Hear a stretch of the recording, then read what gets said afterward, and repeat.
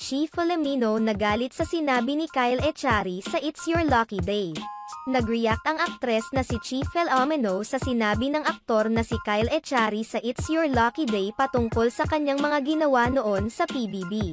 Usap-usapan ngayon sa social media ang tweet ng aktres na si Chi Filomeno. Tila apektado ang aktres sa mga isiniwalat ni Kyle Echari sa nasabing noontime show noong Martes sa episode ng It's Your Lucky Day.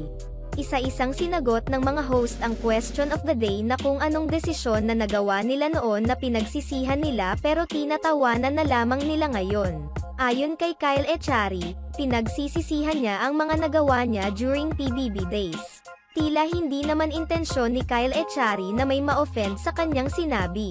Naging malinaw din naman sa kanyang mga co-host na ang kanyang tinutukoy ay ang mga kalokohan na pinagagawa niya noon sa loob ng bahay ni Kuya. Gayunpaman, tila nasaktan rito ang aktres na si Chi Filomeno.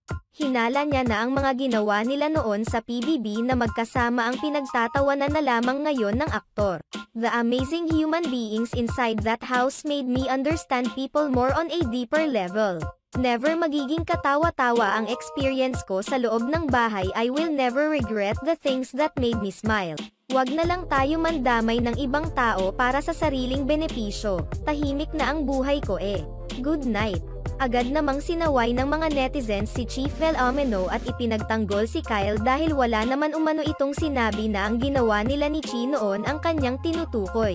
Gayunpaman, muling sinagot ni Chi ang tweet ng netizen kung saan ipinunto niya na kung ang ginawa ni Kyle ang kanyang tinutukoy bakit hindi nito sinagot ang tanong ni Luis Manzano.